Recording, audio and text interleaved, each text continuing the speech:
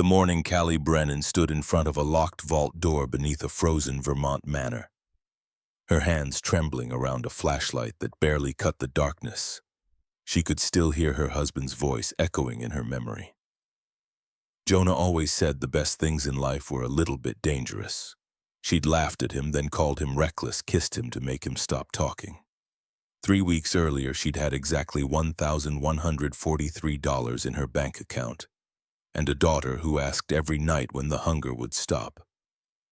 Now she was staring into a black mouth of stone stairs descending into cold. She could feel from 6 feet away, and she had no idea what waited at the bottom. But whatever it was, it had been sealed here for 48 years, waiting for someone. The question burning in her chest wasn't what Evelyn Hartwell had hidden down there. The question was whether Callie had the courage to find out. But that moment still lay weeks ahead. First came the funeral. The cemetery in Hollowbrook sat quiet under a pale winter sky. The kind of mourning where cold seeped into your bones and settled there like it planned to stay. Callie Brennan, 38 years old, with an electrician's calloused hands and a widow's hollow eyes, gripped her daughter's fingers so tight she worried she might hurt her. She couldn't let go. Wren was all she had left. The girl was 7 small for her age, with dark curls that twisted like her father's, and a stubborn jaw Callie recognized from her own reflection. She hadn't cried during the service, just stared at the casket like she was waiting for it to crack open, waiting for her daddy to sit up and say this was all some terrible mistake.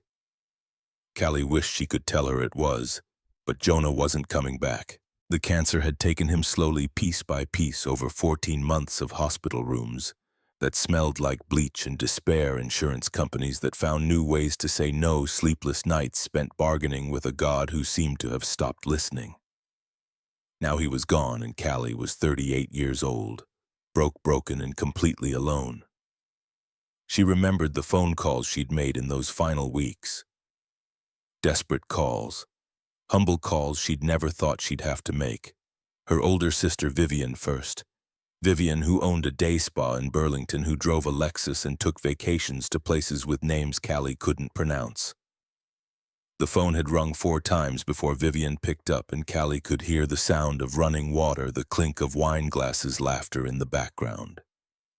Her voice had come out smaller than she wanted. "Viv, it's me. I need help. Jonah's treatments, the medical bills, I can't." Vivian had actually laughed. The sound cut through the phone like broken glass. "Jesus, Cal, you should have planned better. Jonah's been sick for over a year. What were you doing that whole time?" Callie had hung up without answering. Her hands shook so badly it took 3 tries to end the call. Next, she tried her brother Donovan, 45 years old, insurance agent, 2 kids in private school, a boat he'd shown her pictures of exactly once. He didn't even pick up. 3 days later, a text arrived. "Sorry, sis. Things are tight over here, too. Good luck. Good luck." Like Jonah's cancer was a job interview. Like watching your husband die was something you just needed a little luck to get through. But the worst call had been to her mother. Margot Cross was 71 years old and hard as the Vermont granite she'd been born on. She'd raised 3 children, mostly through silence and disappointment, after their father died when Callie was 12. She hadn't spoken to Callie since Jonah's diagnosis 18 months ago. Hadn't called, hadn't visited, hadn't acknowledged that her daughter was drowning.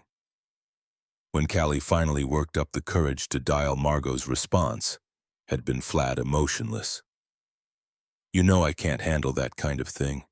Brings back too many memories of your father. I need to take care of myself first." As if grief was contagious. As if Callie was the carrier. So when the funeral ended and the last handful of frozen dirt hit the casket, and the pastor offered his hollow condolences about God's plan, Callie walked away from the cemetery holding Wren's hand and didn't look back. She had no one to look back for. They drove home in silence, the old Ford pickup rattling over icy roads, heat barely working. Wren's breath fogging the passenger window as she traced shapes in the condensation. Hearts, stars, her father's name in clumsy letters that dripped down the glass. Home was a two-room apartment above Dell's laundromat on Main Street, the kind of place where the floors creaked when you walked and the pipes groaned all night and the smell of industrial detergent seeped through the vents no matter how many candles you burned. Callie had moved them there 6 months ago when she couldn't afford the mortgage anymore on the house where Jonah had carried her over the threshold, where Wren had taken her first steps, where they'd been happy once. She'd sold that house for less than it was worth just to make a dent in the medical debt. It still wasn't enough. Nothing was ever enough. That night, after Wren finally fell asleep clutching the stuffed rabbit Jonah had won for her at the county fair 3 summers ago, Callie sat at the kitchen table and stared at the stack of envelopes in front of her. Electric Company, Water Department, Hollowbrook Regional Hospital, Green Mountain Pharmacy, North Country Ambulance Service, Riverside Funeral Home. Each one a reminder of everything she'd lost and everything she still owed. The numbers blurred together after a while. $17,000, $23,800, $1,294. She poured herself a glass of whiskey from the bottle Jonah's work friends had brought to the wake. He would have scolded her for drinking alone. She let the silence swallow her whole. Time stopped meaning much after that. Could have been an hour, could have been 3. But at some point her eyes drifted to the newspaper someone had left on the counter. The Hollowbrook Gazette, 4 pages of nothing printed on cheap paper, mostly obituaries and church announcements and ads for firewood. On the back page, a small notice caught her attention. County auction, abandoned properties. Hartwell Manor, 40 acres Est, 1915. Last occupied 1978. Starting bid $1,200. Callie blinked, read it again. Her pulse picked up for the first time in hours. Hartwell Manor. Even people who'd only lived in Hollowbrook a few years knew that name. The place sat about 8 miles outside town, deep in the woods at the end of a road that hadn't been paved since the 1970s. People said it was haunted. Said the woman who built it, Evelyn Hartwell, had been some kind of reclusive millionaire who vanished without a trace back in 1978. The estate had been tied up in legal complications ever since no heirs, no will filed with the county. Just decades of silence and snow and slow decay. Callie had driven past the front gate once years ago when she and Jonah were first dating. He'd wanted to explore it, said it would be an adventure. She'd told him it was too dangerous, that the roof had probably caved in by now, that they'd get hurt or arrested or both. He'd pouted for exactly 1 hour, then kissed her and said, "One day, Callie Brennan, you're going to learn that the best things in life are a little bit dangerous." She stared at the ad until the words stopped making sense. $1,200. She had $1,143 in her savings account. What was left after the funeral deposit? It wasn't enough. But something about that number, that place, wouldn't let her go. Maybe it was the exhaustion. Maybe it was the grief. Maybe it was Jonah's voice in her head teasing her, daring her.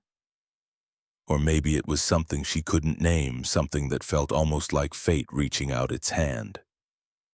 The next morning, Callie dropped Wren off at school and drove to the county clerk's office in the basement of the courthouse. The auction was scheduled for Friday, 3 days away. She found herself standing at a counter in front of a woman named Ruth, who looked like she'd been sitting in that chair since the Reagan administration. "Hartwell Manor," Callie said. "The auction listing. Has anyone else asked about it?" Ruth peered at her over reading glasses held together with electrical tape.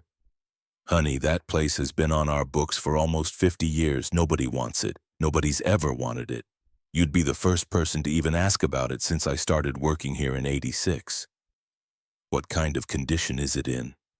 Ruth shrugged, her cardigan shifting on bony shoulders.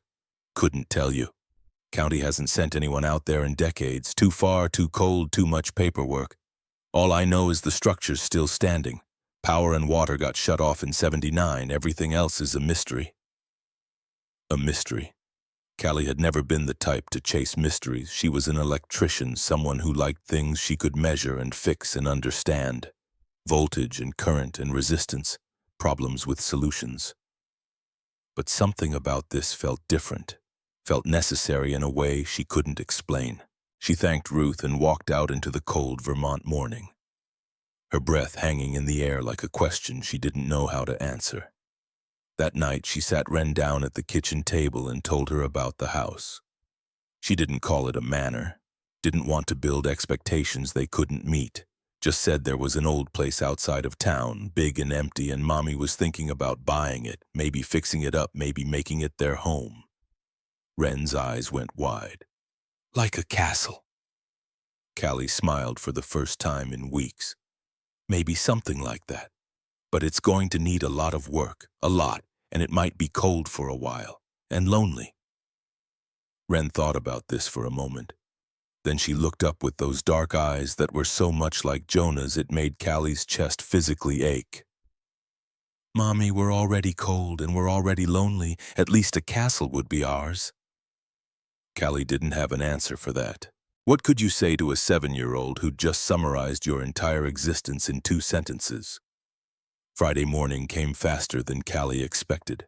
She woke before dawn dressed in her cleanest flannel shirt and jeans without holes, and drove to the courthouse with $1,143 in a white envelope and a prayer she didn't quite believe in.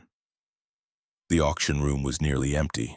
Just Callie, Ruth, the clerk, a lawyer from the county who looked bored enough to fall asleep standing up, and 2 other bidders who seemed like they'd wandered in by accident and were too polite to leave. Ruth called the properties one by one. A vacant lot on Miller Street went for $800 to a man who said something about urban gardening. An old barn on Route 12 sold for $1,500 to someone who wanted to turn it into a wedding venue. Then she got to Hartwell Manor. 40 acres, Ruth read from her clipboard, her voice echoing in the mostly empty room. Primary structure, approximately 12,000 square feet. Stone foundation, original construction dated 1892. She squinted at her notes, scratched something out. Correction, 1915. Last occupied 1978, condition unknown. Starting bid $1,200. Silence settled over the room like dust. Callie could hear her own heartbeat. She raised her hand. Ruth looked at her, then at the room. Do I hear 1,300? Nothing. 1,250? Still nothing. The 2 accidental bidders were studying their phones. Ruth sighed, made a note on her clipboard, and nodded at Callie. Sold to Ms. Brennan for $1,200. Just like that. No fanfare, no applause, no sign from the universe that she'd just changed her life forever. Or possibly just thrown away the last money she had in the world. She signed papers in a daze, hands shaking so badly her signature looked like it belonged to someone else. She handed over the envelope of cash and walked out with a deed to a place she'd never set foot inside. The drive to Hartwell Manor took nearly 40 minutes. The roads got narrower the farther she went, asphalt giving way to gravel, giving way to dirt, giving way to something that barely qualified as a path. Trees pressed in on both sides, their bare branches reaching toward the gray sky like hands trying to claw their way out of the earth. Then just when Callie started to wonder if she'd taken a wrong turn, if Ruth had given her bad directions, if this whole thing was some kind of cruel joke, the forest opened up and she saw it. Hartwell Manor rose from the frozen landscape like something that had wandered out of a nightmare and decided to stay. 3 stories of gray stone that seemed to drink the weak winter light, tall windows dark and empty as dead eyes, twin chimneys reaching toward clouds that looked heavy enough to fall. The roof was intact, she could see that even from the road, but everything else was buried under ice.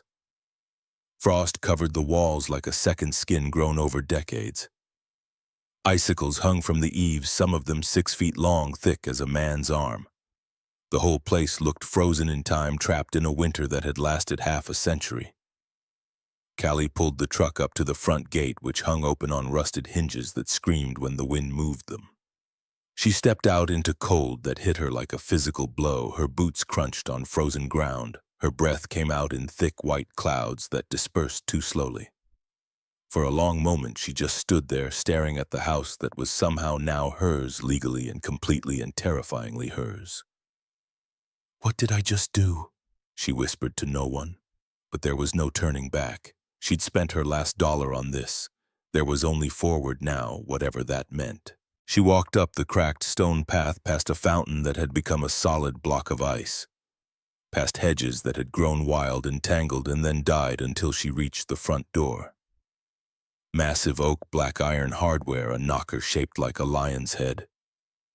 She tried the handle first, knowing it wouldn't work, but trying anyway. Locked. Of course it was locked. Ruth had given her a ring of old keys, some original, some copies the county had made over the years. Callie started trying them one by one, her fingers going numb inside her gloves. The first 6 didn't fit. The 7th key slid into the lock like it had been waiting for her. The mechanism clicked. The door groaned open on hinges that hadn't moved since 1978. The smell hit her first, not rot, not decay, just age. Dust and cold and the faint ghost of something floral like perfume that had been fading for decades and was almost gone. She stepped inside and the temperature somehow dropped even further, which shouldn't have been possible but was. The foyer stole her breath, all marble floors and soaring ceilings and a grand staircase that curved up into shadow. White sheets covered every piece of furniture, draped like shrouds over shapes she couldn't quite identify. Chandeliers hung dark and still overhead, their crystals clouded with frost. Callie walked slowly, each footstep echoing in the silence. The place was enormous, far bigger than it had looked from outside. Room after room opened before her like chambers in a frozen heart. A dining room with a table set for 12 plates and glasses still in place under a thick layer of ice crystals. A library with shelves that stretched to the ceiling, books still in their places, spines cracked and faded but intact. A sitting room with a grand piano in the corner, its keys yellowed, sheet music still open on the stand. It was beautiful. It was heartbreaking. It was hers. She spent hours that first day exploring room by room, floor by floor. The second story held bedrooms, 8 of them each with its own fireplace, each untouched since the day Evelyn Hartwell vanished. The third floor was smaller, just attic space filled with trunks and boxes and old furniture that had been stored away and forgotten. Everywhere she looked, she saw evidence of a life interrupted. Photographs on mantels, clothes still hanging in closets. A half-finished letter on a desk in what must have been a study, the ink faded to brown. The words too blurred to read. But it was on the main floor in the east wing that Callie found something that stopped her cold. She'd been clearing debris from a collapsed section of ceiling, water damage, probably from a leak that had gone unfixed for decades. Her boot caught on something solid beneath the rubble. She bent down, brushed away plaster and dust, and found a bookshelf lying flat against the wall like it had been pushed over deliberately. And behind it, half hidden by the fallen shelf and debris, was a door. Not a regular door. This was iron-heavy industrial, the kind of door you'd see in a bank vault or a military installation.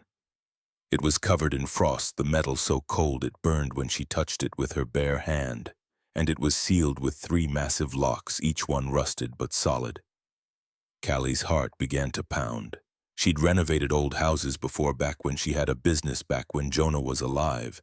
She'd found hidden rooms, storage spaces, old root cellars, nothing more exciting than that. But this was different. This door wasn't hidden by accident. Someone had deliberately concealed it. Someone had deliberately locked it, and someone had deliberately left it frozen in place for nearly 50 years. She tried the keys Ruth had given her. None of them fit. She tried to pry the locks with a crowbar she'd brought from the truck. They didn't budge. Whatever was behind this door, Evelyn Hartwell had wanted it to stay hidden. Callie stood there for a long time, her breath coming in shallow gasps, her mind racing. She should leave it alone. Focus on making the house livable, on fixing leaks and restoring heat and creating a home for Wren. Whatever secrets Evelyn Hartwell had buried behind this door were none of her business. But even as she thought this, she knew it was a lie. She'd bought this house for $1,200 when no one else wanted it. She'd taken a chance when her whole life was falling apart, and now standing in front of this frozen iron door, she felt something she hadn't felt in months. Curiosity, hope, purpose. She wasn't going to ignore this. She couldn't. That evening, Callie picked Wren up from her neighbor's house. Warren Fletcher was 68, a retired postal worker who'd lost his wife 2 years ago and understood what it meant to be lonely. He'd offered to watch Wren after school when Callie needed help, refused to take payment, said he liked the company. When Callie's truck rounded the final bend and Hartwell Manor came into view, Wren pressed her face against the window and gasped, "Mommy, it's a castle. It's a real castle." Callie smiled, feeling something warm bloom in her chest despite the cold. "You like it? Can we live here, please, Mommy? Can we live here?" "That's the plan, sweetheart, but it's going to take time, a lot of time and work." Wren was already unbuckling her seatbelt, already reaching for the door handle. "I want to see inside. I want to see everything." They explored together as the winter sun sank toward the horizon. Wren ran from room to room, her laughter echoing off the frozen walls, her imagination turning every dusty corner into an adventure. The dining room became a banquet hall for princesses. The library became a wizard's study. The piano became a magical instrument that could summon fairies if you played the right notes. Callie watched her, and for the first time since Jonah died, she felt something other than grief. She felt possibility. That night, after they'd returned to the apartment and Wren had fallen asleep still talking about turrets and secret passages, Callie sat at the kitchen table with a cup of cold coffee and thought about the door. She didn't have the tools to open those locks, not yet. She'd need to find a locksmith, maybe a welder. She'd need to be careful, methodical. She'd need to figure out what she was getting into before she got into it. But one thing was certain. She wasn't going to walk away from that door. Whatever Evelyn Hartwell had hidden behind it, Callie Brennan was going to find out. Not for money. She didn't even know if there was money, not for fame or recognition. But because Jonah had always told her that the best things in life were a little bit dangerous. And because for the first time in 2 years she had something to look forward to. The following weeks passed in a blur of activity. Callie used what little credit she had left to buy basic supplies, space heaters, bottled water, non-perishable food, flashlights, and batteries. She borrowed a generator from Warren, who asked no questions and offered quiet encouragement. She started small, securing the broken windows with plywood, patching the worst holes in the roof, getting the main fireplace in the foyer cleaned and functional so they'd have at least one source of warmth. Wren helped when she wasn't in school, carrying tools and holding flashlights and asking 1,000 questions about everything. She named the house Frost Castle and insisted on giving each room its own title. The Throne Room, the Dragon's Den, the Starlight Ballroom. Callie let her. It was the happiest she'd seen her daughter in over a year.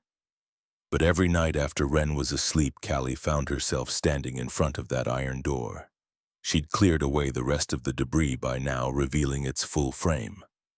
7 feet tall, 4 feet wide, solid steel set into the stone wall. The locks were unlike anything she'd seen before, heavy and intricate, the kind of craftsmanship that spoke of serious money and serious secrets.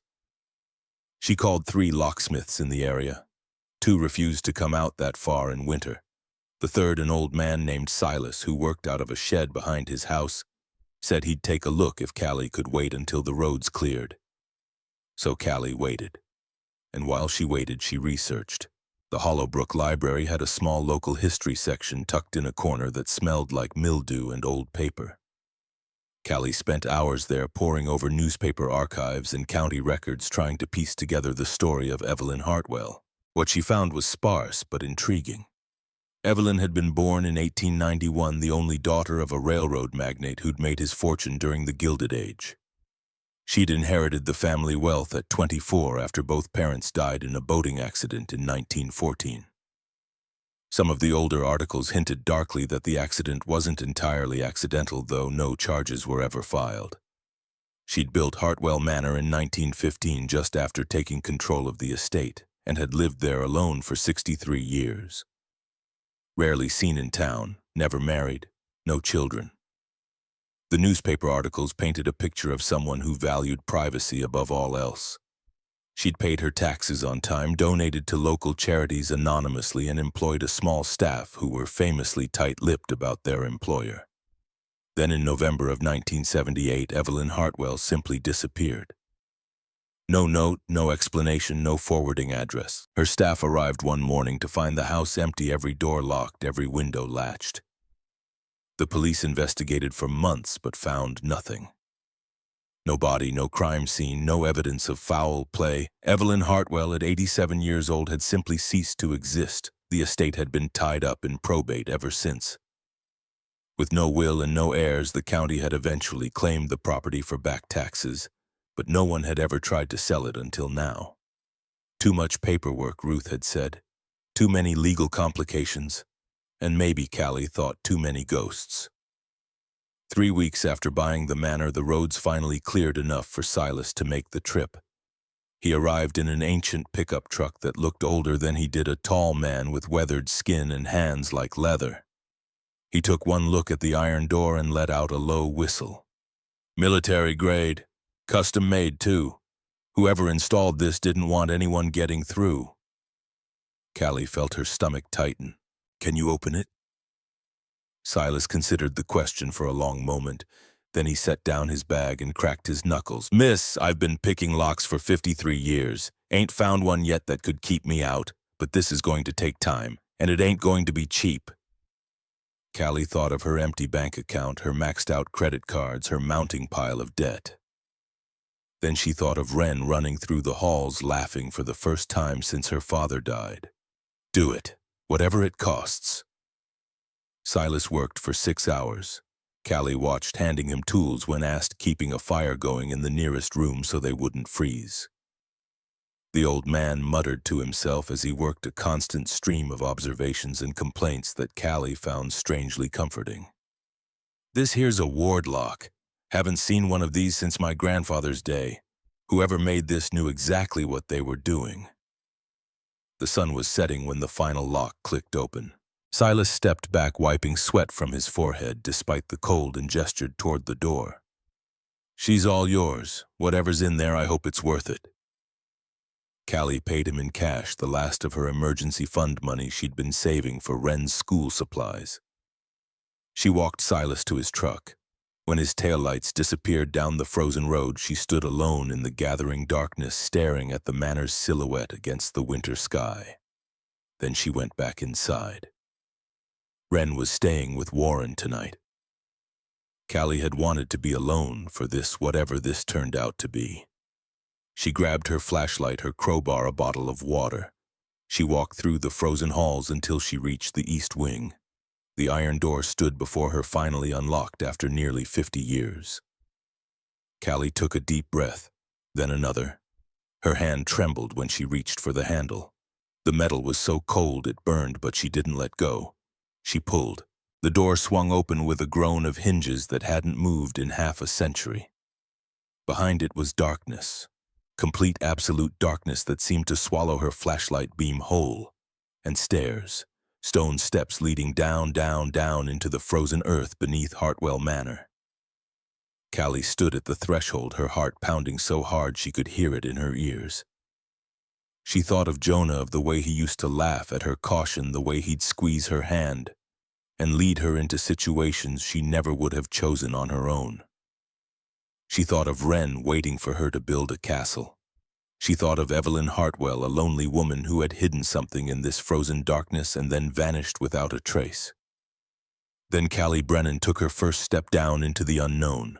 The cold wrapped around her like something alive, seeping through her jacket, her gloves, her boots, finding every gap and settling in her bones. She kept going anyway, one step at a time, deeper into whatever secrets had waited 48 years to be found. The stone stairs were slick with ice, each one a gamble. Her flashlight beam danced across walls that glistened with frost, cutting weak shapes into darkness that pressed back harder than it should. 20 steps down, 30. She lost count somewhere around 40 when the stairs finally leveled out, and her light caught something other than stone and shadow. She stopped, stared, for a long moment forgot how to breathe. Because what spread before her wasn't a basement or a root cellar or any practical space that belonged beneath a 19th century manor. This was a vault, massive and cathedral-like, stretching out in every direction her light could reach.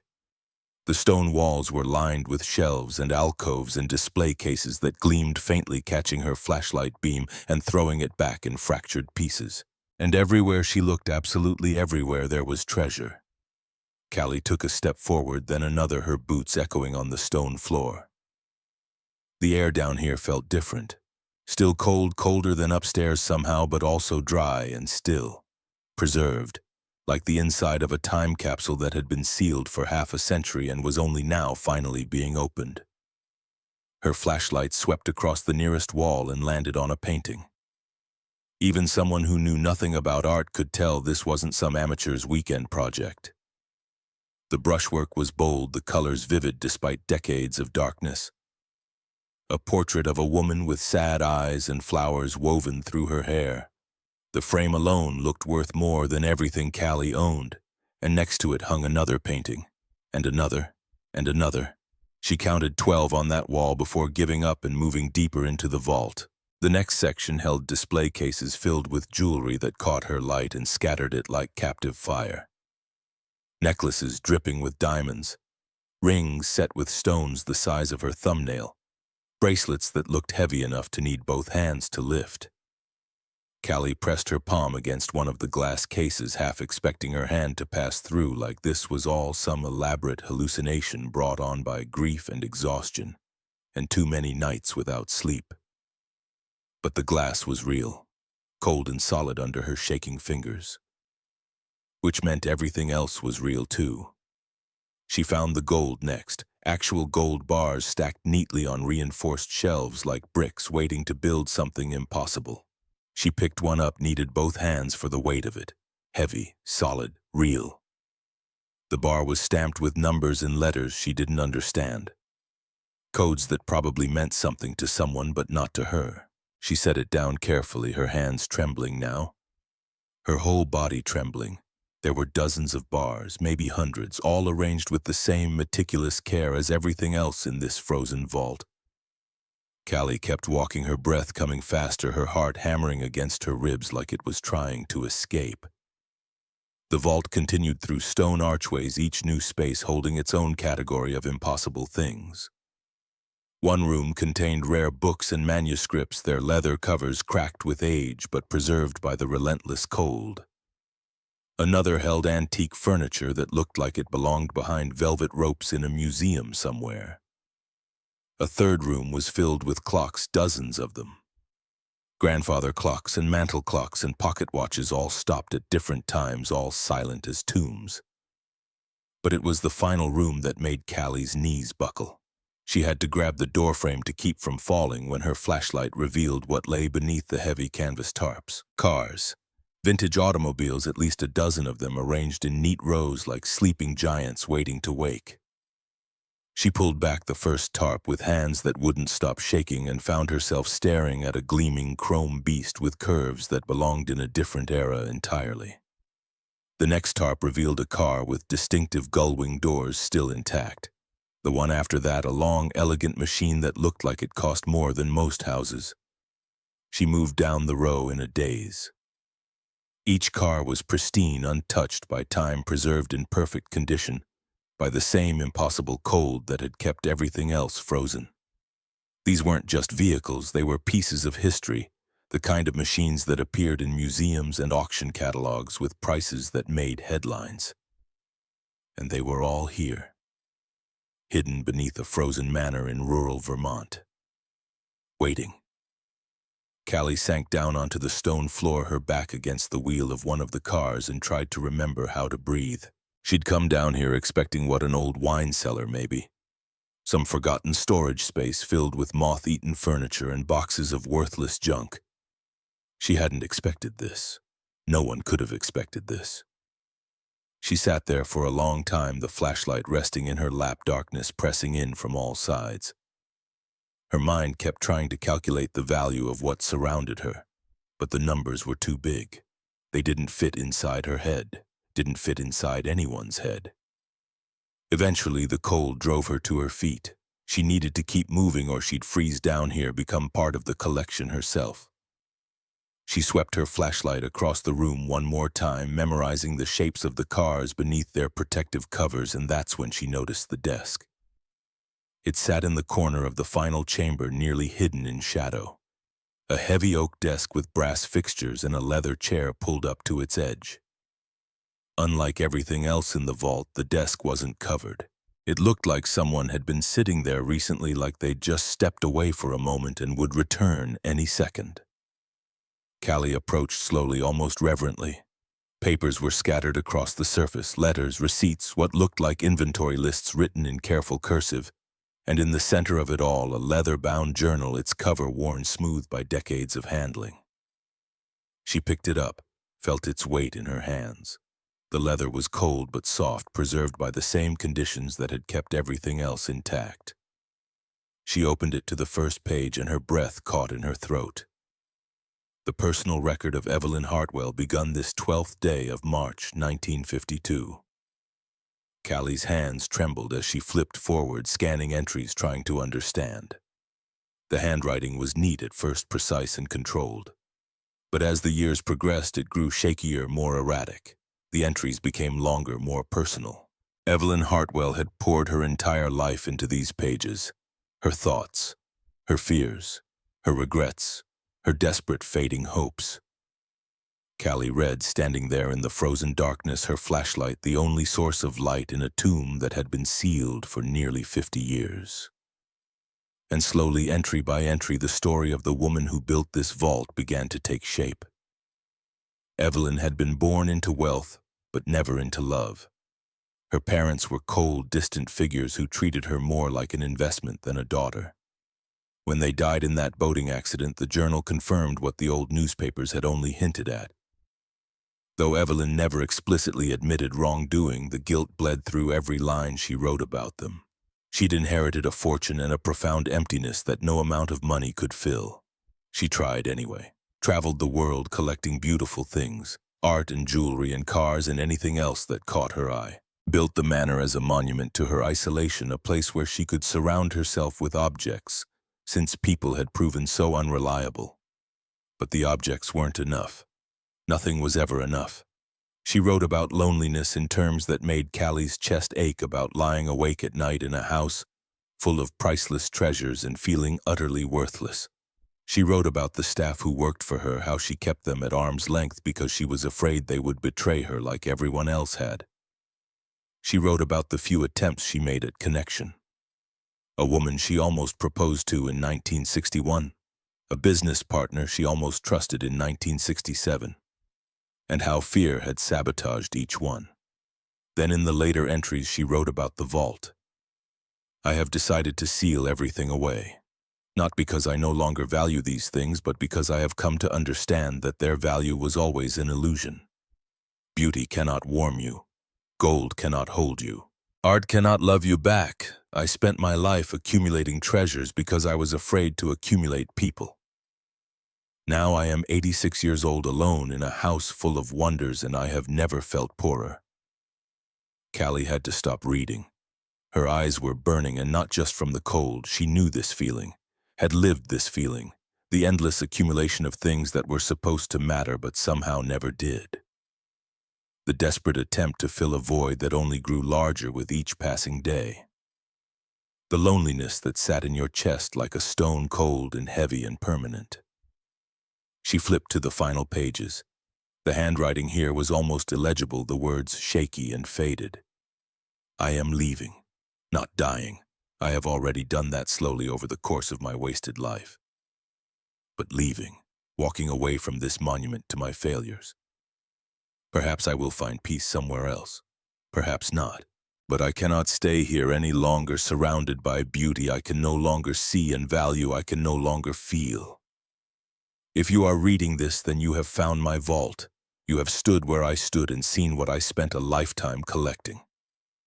I do not know who you are. I do not know how you came to be here, but I know this. You paid for this house, which means you are either desperate or foolish or both. I was both once. Perhaps we are not so different. Here is my final request, my last hope for redemption. Do not do what I did. Do not let these treasures become another prison.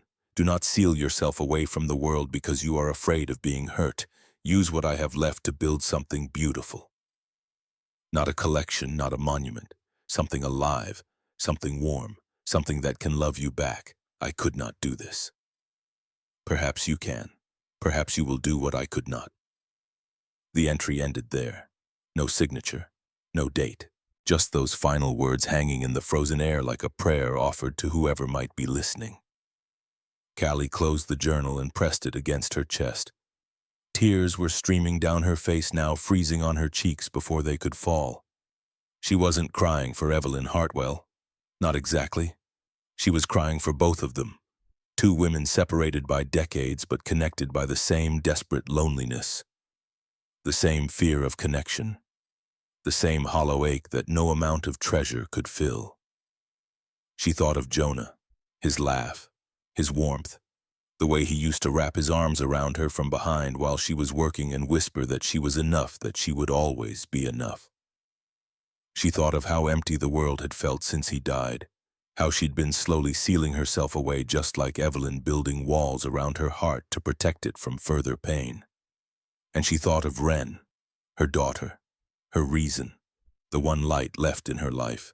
She wasn't going to let her grow up the way Evelyn had. She wasn't going to teach her that things mattered more than people. She wasn't going to leave her a fortune and an empty heart. She was going to do what Evelyn couldn't. She was going to build something alive. Callie stayed in the vault until her flashlight started to dim the battery, warning her it wouldn't last much longer. Then she climbed the stairs slowly, one step at a time, the journal tucked under her arm, like a sacred text. When she emerged into the manor's east wing, the first gray light of dawn was filtering through the frost-covered windows. She'd been down there all night. She walked through the frozen halls in a daze, her mind still reeling from everything she'd seen. The paintings, the gold, the cars, the journal. The story of a woman who had spent her life building a prison and calling it a palace. When she reached the foyer, she stopped and looked around at the shrouded furniture, the dark chandeliers, the grand staircase leading up into shadow. This house had been Evelyn Hartwell's tomb, but it didn't have to be Callie's. She thought about what to do next. Part of her wanted to keep the vault a secret, to slowly sell off pieces and pay her debts and build a comfortable life for Wren without anyone knowing. But another part, the part that had read Evelyn's journal and felt the weight of that lonely old woman's regret, knew that secrecy was just another kind of prison. She needed help. She needed someone she could trust. Jonah's voice echoed in her memory, something he'd said years ago about his mentor from college. Tate will know what to do. He always knows what to do. Tate Monroe had been Jonah's advisor when he was studying art history at the university back before the illness forced him to drop out. He was 73 now, retired, living in a small cottage about 40 miles south of Hollowbrook. Callie had only met him a handful of times, but Jonah had adored him. Called him the grandfather. He never had the only person in academia who treated students like human beings. She found his number in Jonah's old phone, which she'd kept charged all these months, like keeping the battery alive somehow kept him alive too. She stared at the number for a long time before pressing call. He answered on the third ring, his voice rough with sleep. "Hello. Mr. Monroe, this is Callie Brennan, Jonah's wife." A pause, then soft and warm. "Callie, it's been so long. How are you, dear? How is Wren?" The kindness in his voice nearly broke her. She had to swallow twice before she could speak. "We're managing. But I need help. I found something I don't understand, something Jonah would have known how to handle." Another pause, longer this time. "What kind of something? I can't explain over the phone. Can you come see me? I know it's a lot to ask, but I don't know who else to call." Tate was quiet for so long, Callie thought he might have hung up. Then, "Give me the address. I'll be there tomorrow morning." He arrived at the manor just after 9, driving a battered Subaru that looked older than Callie felt. He was a small man, silver-haired and sharp-eyed, wrapped in a wool coat that had seen better decades. When he stepped out of the car and saw the house, he stopped cold. "Hartwell Manor. Good Lord, Callie. You bought Hartwell Manor? You know it." Everyone in the art world knows it, or knew it rather. Evelyn Hartwell was one of the most prolific collectors of the 20th century. Her pieces used to appear at auctions all the time back in the 50s and 60s. Then they just stopped. People assumed she'd sold everything or had it seized by creditors. But there were always rumors. Callie led him inside through the frozen halls and shrouded rooms until they reached the east wing. The iron door stood open, the darkness below waiting like a held breath. Tate whispered, "You found the vault." Callie nodded. "Brace yourself." They descended together, Tate gripping her arm for support on the steep stone stairs. When they reached the bottom and Callie's flashlight swept across the first chamber, Tate stopped walking and pressed his hand to his mouth. "Oh my God! Oh my God!" He spent the next 4 hours moving through the vault in a kind of trance, examining paintings and jewelry and manuscripts, with the reverent attention of someone who had dedicated their life to studying beautiful things. Callie followed, holding the flashlight, answering questions when she could, staying silent when she couldn't. Tate identified painting after painting. Works by Vermeer and Caravaggio and Rembrandt, pieces that had been missing from the art world for decades. He opened display cases and gasped at the jewelry inside, pieces that had once belonged to European royalty, to American industrial heiresses, to women whose names appeared in history books. He knelt beside the rare manuscripts and wept. "This is impossible. This is absolutely impossible." When they finally reached the cars, he had to sit down. Callie brought him a folding chair from one of the other chambers and waited while he caught his breath. His voice came out barely above a whisper. "Do you have any idea what you found? I know it's valuable." He laughed, a sound caught between joy and disbelief. "Valuable, Callie, this collection is, I don't even know how to calculate it. The paintings alone would be worth 100 million, maybe more. The jewelry, the gold, the manuscripts, another 50 million at least. And the cars." He trailed off, staring at the tarps, then continued, his voice shaking. "The cars are museum pieces, every single one. That Bugatti Royale, there are only 6 in the world. They almost never come to market. The last one sold for over 30 million, and that was 20 years ago." Callie sat down heavily on the stone floor. "How much total?" Tate was quiet for a long moment. Then he looked at her with eyes that held something between wonder and fear. $275 million, at minimum, possibly more depending on provenance and condition. The number hung in the air between them like something physical. Callie couldn't speak, couldn't move, couldn't do anything but sit there on the cold stone floor and try to make that number fit inside her head. $275 million. More money than she would earn in 1,000 lifetimes of electrical work. More money than anyone in Hollowbrook had ever seen. More money than she knew what to do with. Tate knelt beside her. "Are you all right?" She laughed, a sound that came out more like a sob. "I don't know. I don't know anything anymore." He put his hand on her shoulder, steady and warm. "Tell me how you found this place. Tell me everything." So she did. She told him about Jonah's death, about her family's abandonment, about the auction listing she'd seen in the newspaper. She told him about Wren and the way she called the manor a castle. She told him about finding the iron door and waiting weeks for the locksmith and descending those stairs in the dark. And she told him about Evelyn's journal, about the lonely woman who had spent her life collecting beauty because she was afraid to collect love. When she finished, Tate was crying. "Jonah would be so proud of you. You know that, don't you?" Callie wiped her eyes. "I don't know what to do. I don't know how to handle any of this. You don't have to know yet, but there are people who can help. Lawyers who specialize in estate discoveries. Curators who can verify provenance. Security experts who can protect all of this until you decide what to do with it. I don't have money for lawyers and experts." He smiled. "Callie, you have $275 million. You can afford a few consultations." She knew he was right, but something else was nagging at her, something darker. How do I know I can trust them? How do I know they won't take advantage? Tate studied her face for a long moment. Then he reached into his coat pocket and pulled out a business card yellowed with age. "This is the name of a woman I worked with for 30 years. She handled the authentication of some of the most valuable pieces in the world. She's retired now, but she owes me a favor. Call her. Tell her I sent you. She'll make sure you're protected." Callie took the card. Simone Ashcroft, followed by a phone number with a Boston area code. "Thank you for everything." Tate shook his head. "Don't thank me yet. What you found here, it's going to change your life. But change isn't always easy. There will be people who want what you have, people who will try to take it, people who will pretend to love you because of what you own instead of who you are." He paused, his eyes grave. "Evelyn Hartwell learned that lesson the hard way. Don't make her mistakes." Callie thought of her family, her sister and brother and mother who had abandoned her when she needed them most. "I won't. I promise."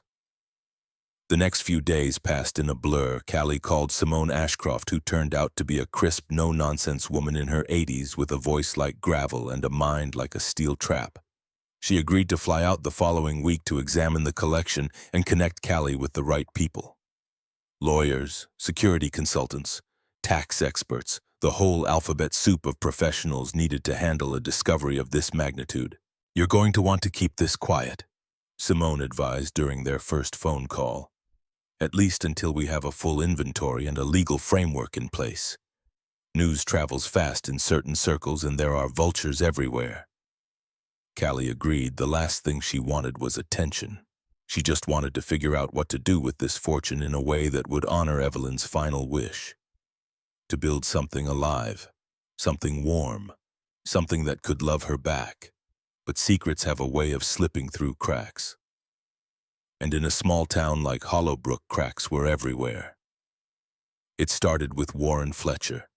The neighbor who watched Wren noticed the extra traffic on the road to Hartwell Manor. He noticed the unfamiliar cars, the out-of-state plates, the people in professional clothes who looked nothing like the flannel-wearing locals. He didn't mean any harm. He was just curious. He mentioned it to his friend at the post office, who mentioned it to her cousin at the grocery store, who mentioned it to his wife who happened to work at the diner where half the town ate breakfast every morning. Within a week, everyone in Hollowbrook was talking about Callie Brennan and her mysterious visitors.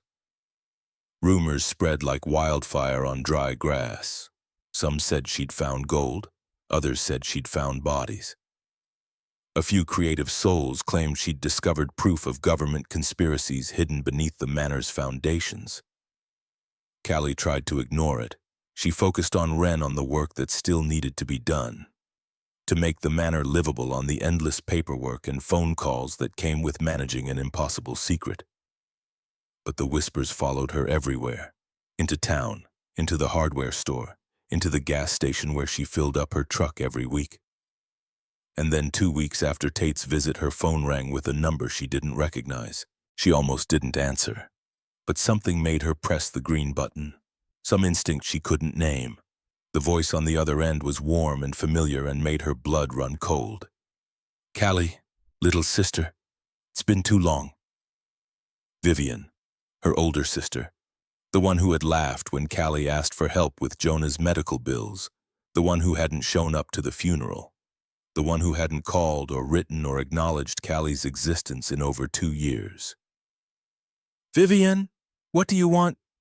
Can't a sister just call to check in on family?" The laugh was too loud, too forced. "I heard you're doing well. Bought some old estate outside of town. People are saying you hit the jackpot or something." Callie's grip tightened on the phone. "People say a lot of things. Yeah, well, I figured there might be some truth to it this time, so I thought, hey, maybe I should reach out, see how my little sister's doing. Maybe even come visit, catch up." Callie could see where this was going, could feel the familiar pattern clicking into place like gears in a machine she'd watched turn her whole life. "I'm busy. The house needs a lot of work." "Oh, come on, Cal. You can make time for family, can't you? Especially after everything we've been through together." "Everything we've been through together?" Callie almost laughed.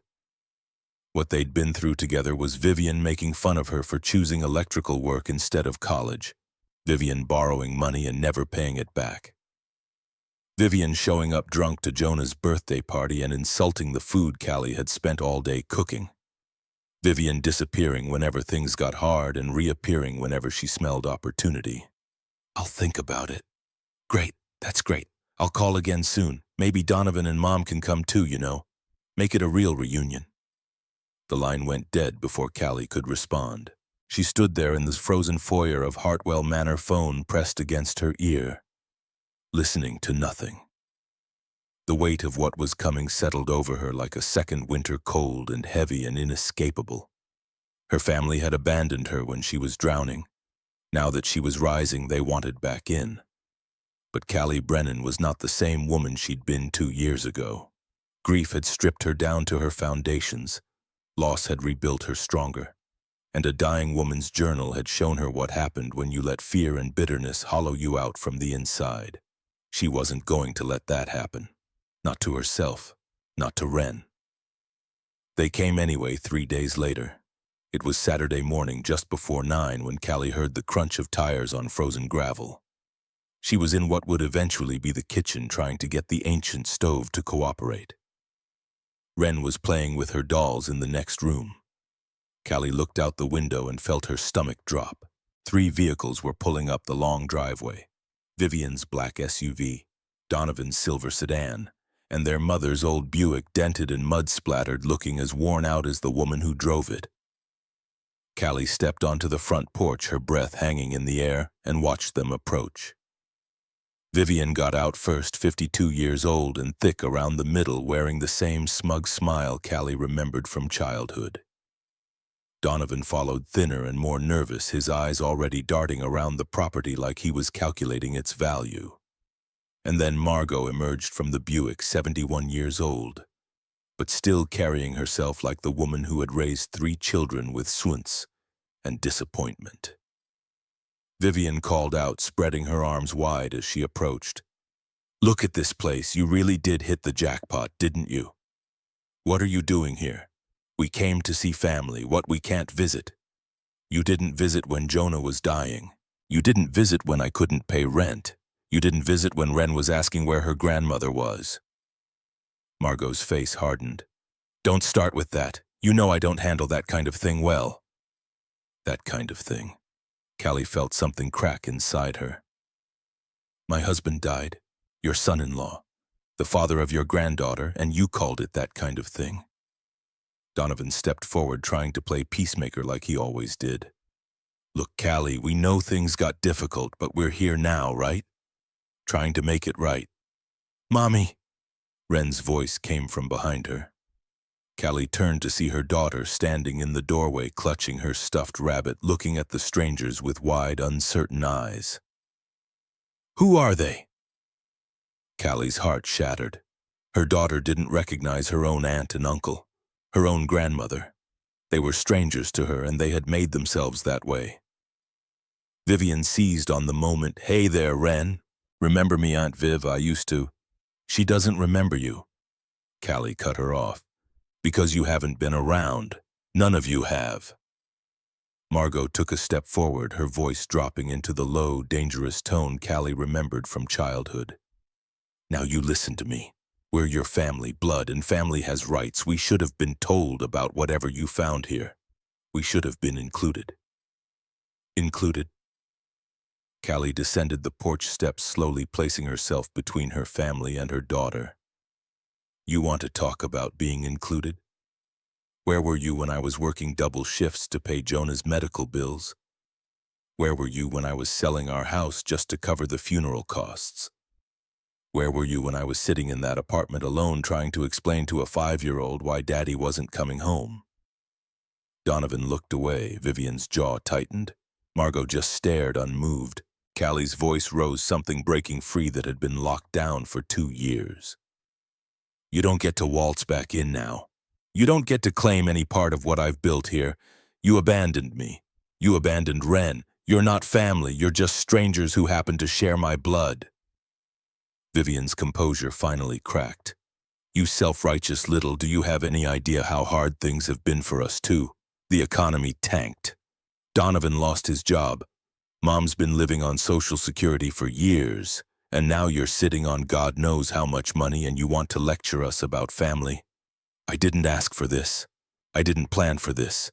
But whatever I have now, I earned it by being here when no one else was. By not giving up when everyone told me to. By putting Ren first when the rest of you were too busy with your own lives to care. You always were the dramatic one, Margot muttered, just like your father. The words hit Callie like a physical blow. Her father had died of a heart attack when she was 12. He'd been kind and patient in everything her mother wasn't. And Margot had spent the last 26 years treating his memory like something to be resented rather than cherished. Get off my property, all of you. Vivian's face twisted. You can't do this. We'll get lawyers. We'll prove that whatever's in that house should be divided among the family. You can't just... Mommy. Ren's voice again, smaller this time, scared. Callie turned to see her daughter still standing in the doorway, tears streaming down her face. She was watching her family tear itself apart and she was terrified. All of Callie's rage evaporated. She walked back to the porch, scooped Ren into her arms and held her close. It's okay, baby. Everything's going to be okay. She looked over her shoulder at the three people standing in her driveway. Her sister, her brother, her mother. The people who should have been her support system, her safety net, her home.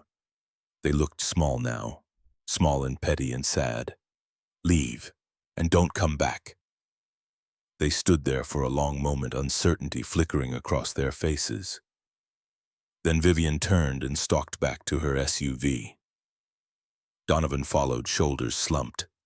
Margot was the last to move. She stared at Callie with something that might have been regret. Might have been anger, might have been nothing at all. You'll regret this, pushing away your own blood. No, I won't. Margot got in her car and drove away. Callie watched until all three vehicles had disappeared around the bend.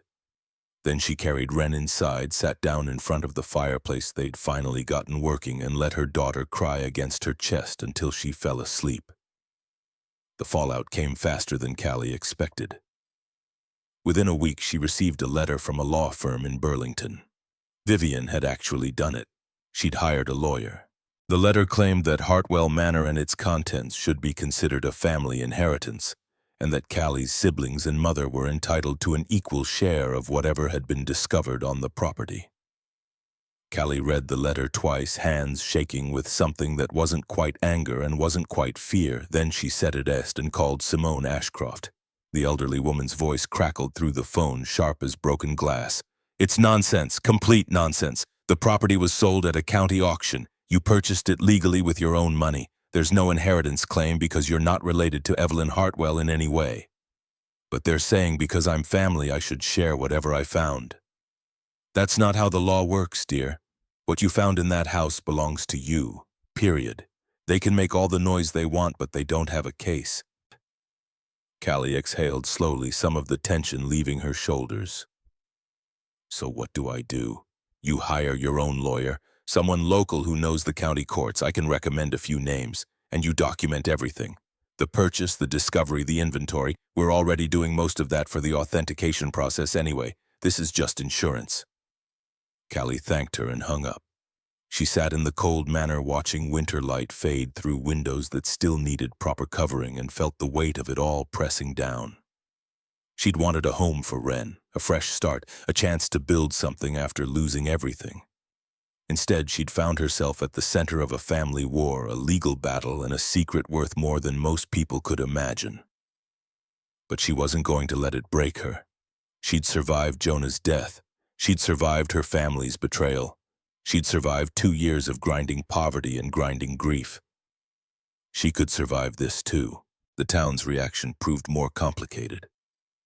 Hollowbrook was small enough that everyone knew everyone, and news of Callie's discovery had spread through the community like water finding cracks in ice. Some people were supportive. Warren brought casseroles that actually tasted good. A few of Jonah's old work friends stopped by to offer help with repairs. The librarian slipped Callie books on art history with knowing smiles.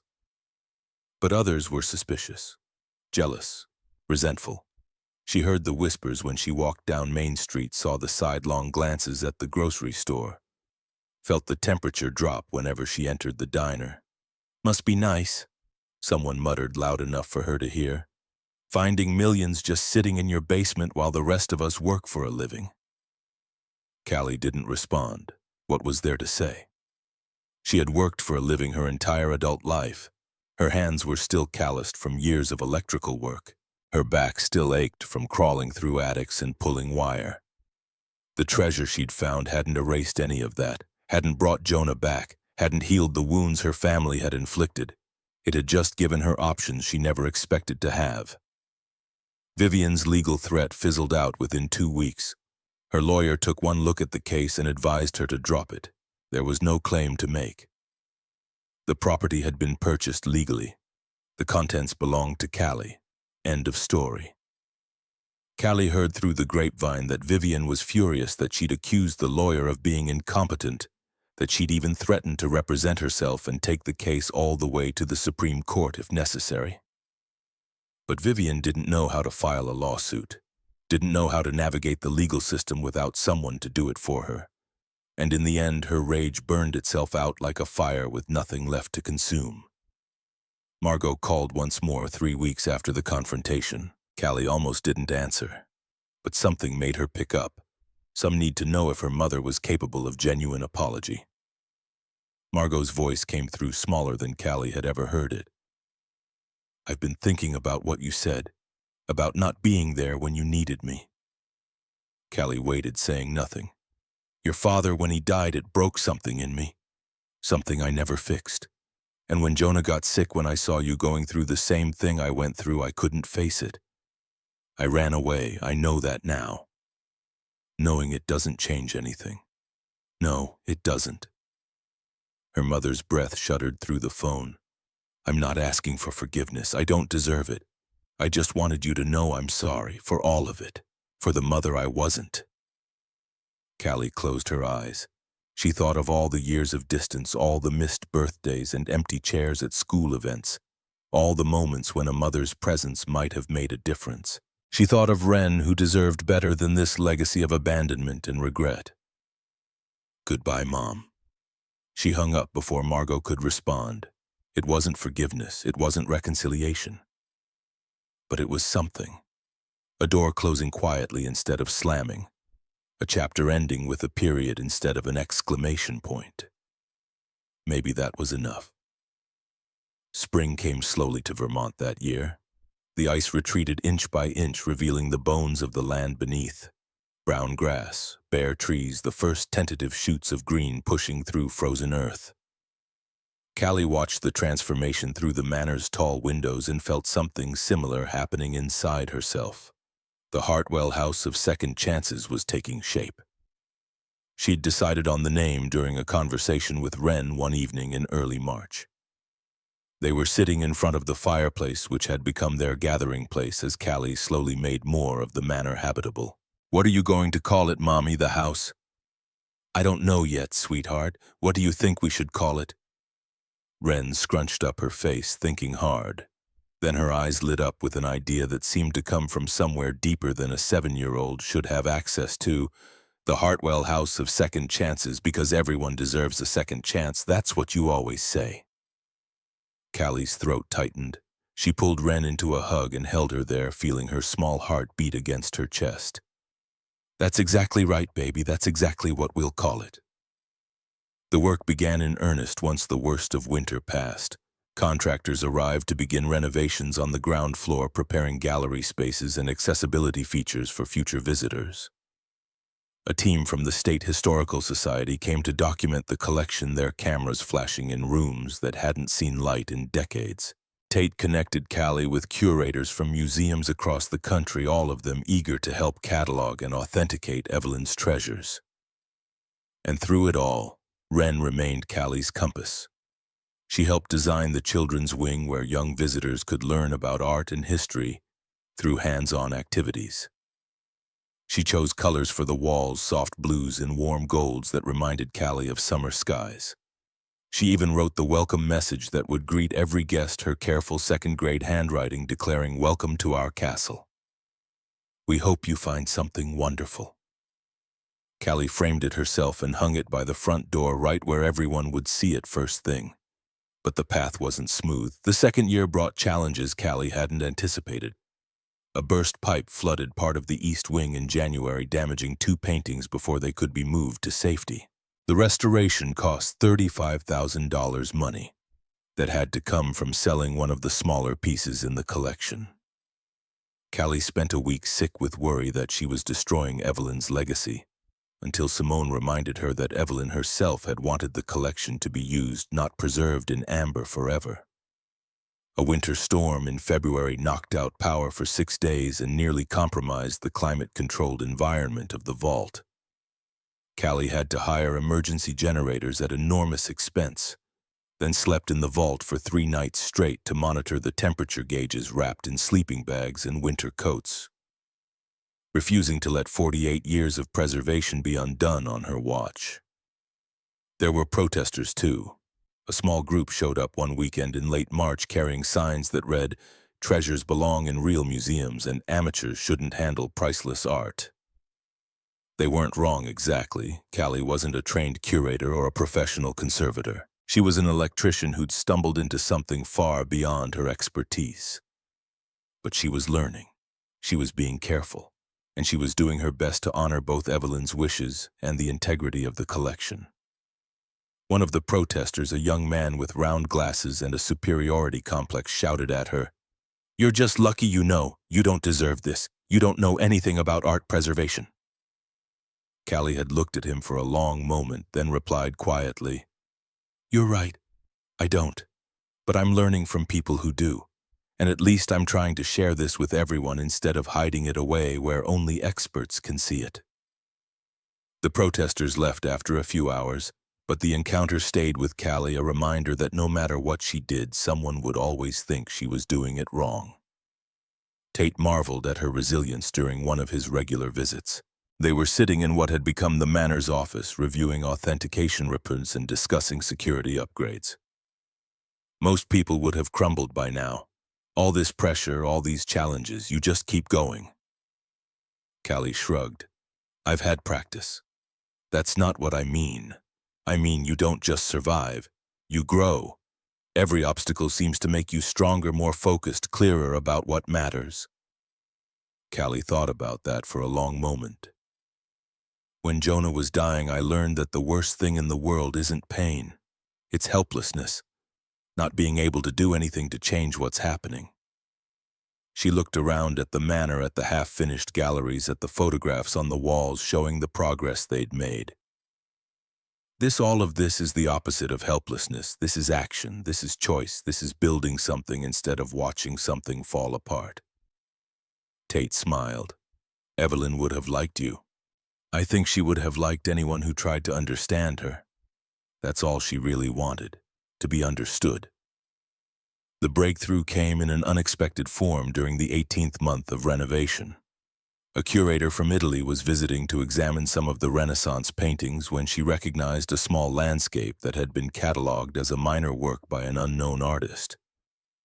She went pale when she saw it. "This painting, where did it come from?"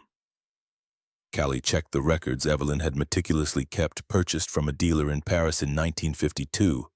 There's a receipt and everything. The curator's hands trembled as she photographed the painting from multiple angles. "This work appears in the Registry of Art, stolen during World War II. It was taken from a Jewish family in Rome in 1944. The Nazis looted it." The room went silent. Callie felt her stomach drop. "But Evelyn bought it legally. She had no way of knowing." "That doesn't matter under international law. Looted art must be returned to its rightful owners or their heirs, regardless of good faith purchases." Callie stood there absorbing this information, feeling the weight of what it meant. The painting was worth an estimated $1.8 million. Losing it would hurt the foundation's budget, force them to sell other pieces to make up the difference. But more than that, it meant confronting a moral complexity she'd been naive enough to think she could avoid. That evening, she called an emergency meeting of the Foundation's board. It consisted of Tate Simone Ashcroft, two local business owners who'd volunteered their expertise, and a lawyer named Patricia Hayes who specialized in nonprofit law. Callie laid out the situation and waited for their response. Patricia spoke first. "We could fight this. The statute of limitations on some wartime claims has expired. We might be able to argue that the current owners have no legal standing. But we'd be fighting a family that had their heritage stolen by Nazis," Callie heard herself say. "We'd be using legal technicalities to keep something that was taken from them during the Holocaust." One of the board members, a retired banker named Martin, cleared his throat. "The painting is worth $1.8 million. That's significant money. Can we afford to just give it away?" Callie looked at each of them in turn. "Can we afford not to? We didn't build this place on stolen property, and we're not going to keep it running on stolen property. No matter how long ago it was stolen, no matter that Evelyn didn't know, that family deserves their heritage back." The vote was unanimous. The painting would be returned. 3 weeks later, members of the Rossini family flew from Rome to Hollowbrook for the repatriation ceremony. There were tears. The elderly matriarch, Sarah Rossini, held the painting in her shaking hands and told the story of her grandparents who had been art collectors before the war. They died in the camps. The painting was one of the last connections to them that still existed. She looked at Callie with eyes that had seen too much suffering. "Thank you. Thank you for doing the right thing when you didn't have to." That moment, more than any amount of money or public recognition, defined what the Hartwell House of Second Chances would become. Not just a museum, not just a collection, but a place that stood for something. A place where doing right mattered more than doing well. The news coverage of the repatriation brought unexpected attention. Journalists who had dismissed Callie as a lucky amateur suddenly wanted to tell her story. Donations poured in from people who'd never heard of Hollowbrook but believed in what the foundation represented. A tech entrepreneur from California sent $5 million with a note that simply read, "For places that choose integrity over profit." But the biggest change came from within Callie herself. She'd started this journey broken and desperate, looking for a roof over her daughter's head. Somewhere along the way, she'd found a purpose that went beyond survival. She'd found a way to transform her own second chance into second chances for others. The foundation established its first scholarship program in the spring of the third year. The Jonah Brennan Memorial Fund, offering financial support to single parents trying to get an education while raising children alone. The first recipient was a woman from Burlington who was studying to become a nurse while working nights at a grocery store and raising 2 kids. When Callie handed her the award at a small ceremony, they both cried. The trades program followed 6 months later. Every Saturday, the old carriage house, now converted into a workshop filled with teenagers learning electrical work, carpentry, and automotive repair. Callie taught most of the classes herself, her hands still rough and capable, her patience endless. She showed them how to read a level and pull wire and diagnose problems with methodical thinking instead of guesswork. "Everyone deserves to know how to build something," she told them. "Everyone deserves to feel capable." The medical debt relief program was the hardest to fund, but the most important to Callie. She remembered those bills stacked on her kitchen table, each one a monument to helplessness and despair. In the first year, the foundation helped 23 families escape crushing debt from catastrophic illness. 23 families who wouldn't have to choose between groceries and chemotherapy. 23 families who might not lose everything the way Callie almost had. Wren grew up surrounded by all of it. The treasures, the visitors, the programs, the community that formed around her mother's impossible dream. She learned to give tours before she learned to ride a bike without training wheels. She helped sort scholarship applications when other kids were playing video games. She understood in a way most children couldn't that wealth meant nothing if you didn't use it to lift others up. On her 12th birthday, Callie took her down to the vault for a private celebration. just the two of them surrounded by the cars and paintings and gold that had changed their lives. Callie had hung photographs on one wall over the years, pictures of scholarship recipients, families they'd helped, young people who'd learned trades in the workshop, a gallery of lives touched by what they'd built. "Do you remember what Daddy used to say about treasures?" Wren nodded, her eyes bright. "The best treasures are the ones you share." "That's right." Callie put her arm around her daughter. "And that's what we've done. We've shared this with the whole world." "Do you think Daddy can see it from heaven?" Callie's throat tightened. "Yes, sweetheart, I think he can, and I think he's really, really proud." Wren leaned against her and they sat together in the quiet of the vault, surrounded by beauty that no longer felt cold or isolated but warm, with purpose, and alive with meaning.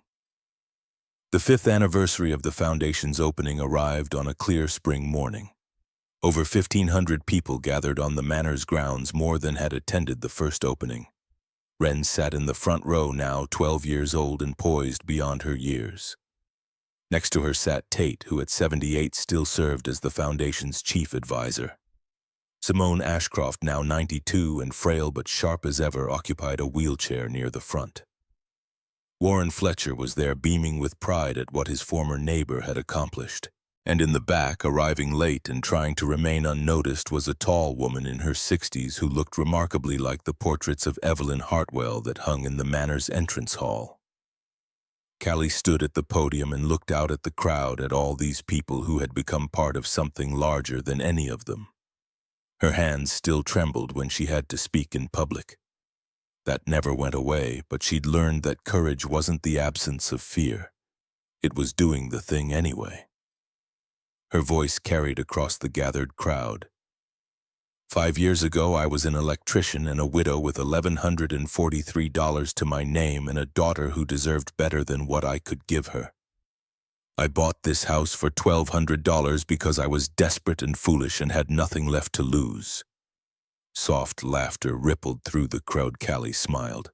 "I didn't know what was waiting in the basement. I couldn't have imagined it. Nobody could have. But what I found wasn't just treasure.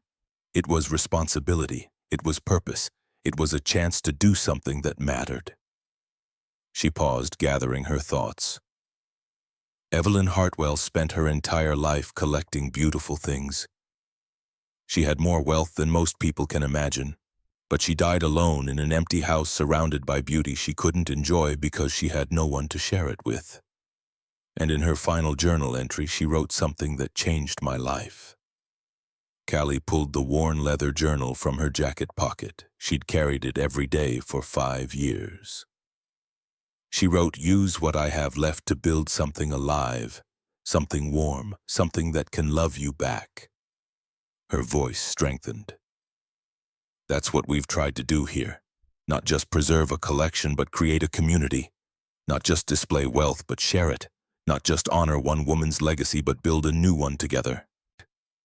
She gestured to the manor behind her, to the galleries and classrooms and workshop.